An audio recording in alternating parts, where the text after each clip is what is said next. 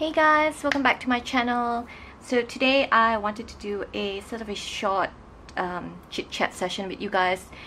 Basically this is just, I've rounded up a few of my favorite postcards and sort of the details that I think that would be great inspirations for you guys when you try and recreate that vintage postcard sort of designs into your junk journals, and also a few of sort of how I get inspired with the postcards that I have in my collection. And yeah, so let's get started.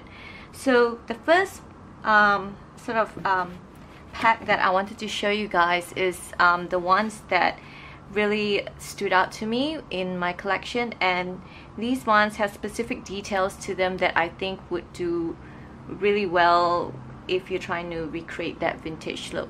So the first one, these are just a few of them. The first one that I wanted to show you guys is this one. It looks super simple. It's just a normal, normal postcard and whatnot, but look at the detail that comes on the edges of it. So you could basically take your paper punch or any punch for that matter, and then you can just go around it, and it just creates this really simple detail, but makes a really nice border to the postcard. It just adds detail and things like that, which I love. I'm a sucker for details. And then the next one that we have is this one here.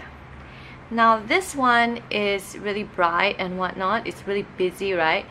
But as you can see around it, the border, there is sort of some embossing going on.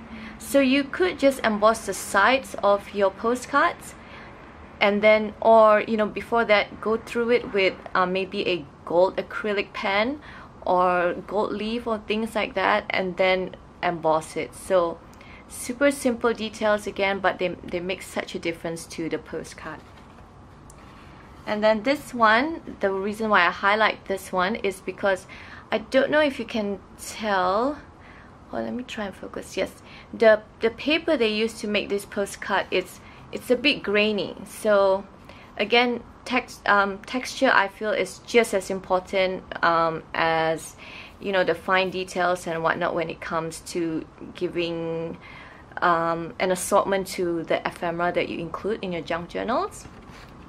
And then this one here is super special. This one is a postcard, yeah, but this one, behind the sort of a die cut of the flower, they have included all these little plants here. So I think that would be a great idea to do as well. I haven't tried this myself, but if you have floral die cuts, and then you could add a little ribbon here. This one is glued on, and then just before you add your flower die cuts, you could add leaves or things like that. So they make such a great sort of a 3D effect to a postcard, and I love that. And look how this one also have this nicely cut border on the side to frame the whole picture. And then this one is also one of my favorites in the collection. This one somehow is made out of, I think, sort of a plastic. So I thought that was really cool. This is the only one I have in my collection like that. And then this one, they added what do you call that? Sort of filigree. Sorry, is it? Yeah, they added sort of a filigree there. And then they have all this thing here. I think there's supposed to be one here, but it just came off. Again, I mean, if you have beautiful die cuts and whatnot, and a piece of sort of a thicker sort of transparency paper, I think, and then you could do something similar like this, and then choose a background that's different colors to really make your picture pop. Thought that was really cool. And then they have the stamp and a bit of writing on the back or so. So you can imagine if you could write with white pen or gold pen, that would be super awesome. Yeah, I haven't done this one as well, so I should get to it. Okay, so this one, in my previous collection video, you will see that there's a little mini die cut envelope that I put on a postcard. So this is the postcard that I got the inspiration from. So it's super simple, super cute little detail here, and then you could, you know, include like a mini letter or something on the inside of this one. So I haven't seen this one before, and I was like super stoked about it, and like, oh my god, I have to do that. I'll try and find the link where I purchased the die cut. I think it was from AliExpress, or was it Shopee? I'm not sure, but I'll try and look for the link, and then I'll put it down below. So yeah. And then we also have this one. Another super easy thing to do is just have a sort of a cut around a piece of paper and make it like a mini booklet here. So it's just super simple but super cute. I think this is great if you have a lot of white space on your, was it negative space, in your, on your postcard, and then you could, you know, attach a sort of a floral die cut here, and then maybe a ribbon as well. So there you go. So instead of just a piece of paper straight, you could just cut around it, and that would be cool. See how awesome is that? And this one is another of my favorite. This one is the one that is it's embroidered here, but somehow they stuck it, you can see the glue marks. So I think they stuck it between two pieces of paper. So how cool is that, right? See, it's actually embroidered piece here. So if you have a lot of embroidered pieces, this is such a cool idea to have and incorporate into your journals. I've only done this once. I don't have a lot of embroidered pieces in my collection, but I'm sure you guys have, and this is just an awesome way to make your own, you know, vintage postcards. And don't forget to put a border around it so, you know, it stands out.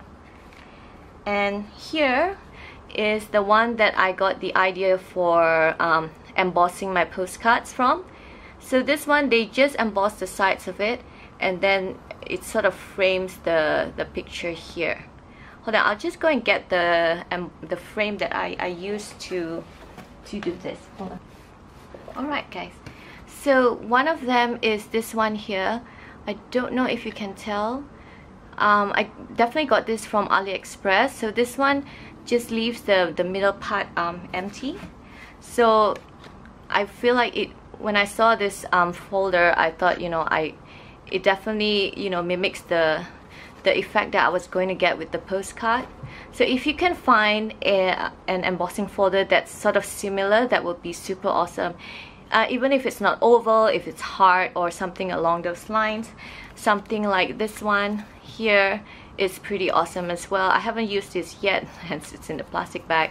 But yeah, so it's a super great idea to get for, you know, postcards and things like that. And here is another one. This one has really intricate edges.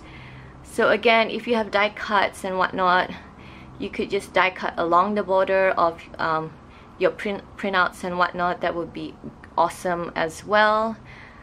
So yeah, so that's super way. It's a great way to add the simplest details to your postcards. And this one is, I think you've seen this in one of my latest Instagram photos. This one looks super simple, right? But if you pull on here, the thing actually moves. So we've got this handsome lady and this beautiful girl here, and then it goes like that. It says a 10, and then I don't know, I guess to meet up for a date, I think. So it's actually like a pull-out thing.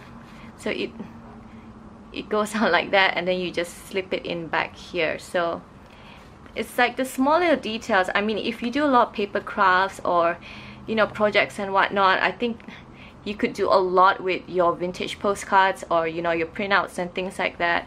This one, I'm going to definitely keep this on, but I've done copies of it, so I just decided to use it like that. I can't bear to use the original one, but it's so adorable and so cute. Okay, next we'll move on to, if you have a lot of postcards that are, you know, of Edwardian actresses and actors like that. I recently collected a few of these, and these inspire me in a way to make stories for the journals that I'm doing. So they come in a whole pack. I think I ordered 50, and then there are you know, males and females in there, so I decided to, you know, sort of pair them up.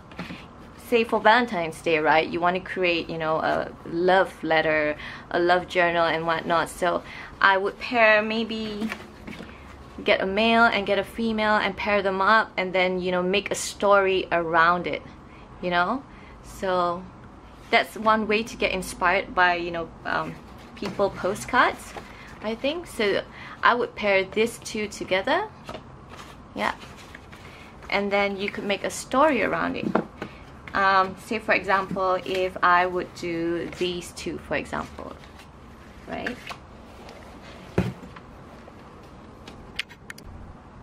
Okay, right, so for example, if I chose these two, right, so there would be, you know, in love and whatnot, and then I would have other postcards to use, which is sometimes, you know, you get scenery postcards, you don't know what to do with them because they're sort of just nature and not a lot of flowers. You know, we always strive for, you know, floral kind of postcards. So you could take your scenery postcards and, you know, imagine that, you know, this is, I would say, you know, where she lived. So I would just put this here just to, so this would, where I imagine where she would have lived when she was younger. And then this would be maybe where he said he would take her for Valentine's Day, or, you know, where he would propose, or where they first met. You know, you just sort of imagine sort of a love story in your head, a Hollywood movie, and then sort of, you know, roll with it, kind of. So of course Paris, very romantic. And then this would be maybe a postcard where, you know, he was, you know, far away on a trip somewhere, and he wrote this while he was thinking about her, you know, all these. And then this one here, maybe this is where he grew up, by a, you know, a fishing village or things like that. And then yeah, so a lot of the scenery postcards, when I first got them, I was like, oh my god, I don't know how to use the scenery postcards, because there weren't a lot of florals, and there weren't, you know, so they weren't so pretty, you know. But after a while, you know, I sort of decided to, you know, make a story, and after making, you know, imagining and things like that, everything sort of looks so much more beautiful, and it just sort of makes sense to include. And I'm happy I got a few scenery postcards. And then there's this one as well. You could come up, you know, where they met when they were young and things like that. And, you know, just all these postcards, and you just let your imagination run, and, you know, just go with it, guys, just go with it. So that's how I would imagine and use up my scenery postcards. And then after that, I also have postcards where say you have postcards where there's a bit of color, right? So you have a bit of color in the postcards, so this is great. So color, you know, you don't have to, you know, do a lot with the background where you put the postcards. But also I made in my previous collection a sort of picture, sort of a fabric collection, a fabric sample of the clothing. I think Nazi from Amity Bloom actually did this first, so I'm just, you know, following her up on that. She was my inspiration for this. But I thought, you know, if you had these kind, it would make a great inspiration, so you could look through your fabric collection and, you know, work with the details in the, you know, with the dresses and things like that that the lady in the picture is wearing. So you would go look for something green, something pink, maybe a bit of a sunflower if you have flowers in your collection. And then you could have, you know, trims and blues and maybe even fur. And if you have, you know, zigzag, you know, the lining, the black lining and the lace and things like that. So you could do a fabric sample of the ladies, you know, dresses. So it would give your journal sort of, it would really bring the story to life, you know. And then even if you have a black and white one like this one, which is a guy, you could actually see, you know, the pattern, and then you could imagine the colors on your own, and then you could just look for you know, what pattern is this? I'm sorry guys, but you know, the squarish kind of patterns and whatnot. So you could imagine the bow tie would be you know, polka dot. Oh, that's not too bad actually. Polka dot, and then a black line fabric on the inside. You could imagine how his buttons would be. So this is a great way, I feel, to get inspiration from your postcards and add it to your junk journals. And yeah, I think that is about it for today's, you know, really quick chit and chat on how I feel, how I get inspired by the postcards that are in my collection, and how I try and incorporate the details that are in there as well. So I hope you guys, you know, have a super creative, you know, week, and then I will see you in my next video. Oh, and also I posted on my community side of my YouTube channel where I thought about doing a sort of a live brainstorm session, a live stream, so we could, you know, go there and, you know, discuss ideas and, you know, share ideas, help each other out, because I know sometimes we get really uninspired, or you just, you know, you do things, you get really excited, and then after that you're like, okay, what now? You know. So I thought I would try and do a live stream, but probably not anytime soon. I'm still working out how to connect the camera to the laptop, and then the live stream and the programs that I have to do for that. I thought about using my phone, but I want really high quality, if that makes sense. And then, but that would probably be after Chinese New Year, which is on the 5th and 6th of February. So I'm going home for the holidays as well, so most probably will be maybe mid-Feb where the first live stream will happen, fingers crossed.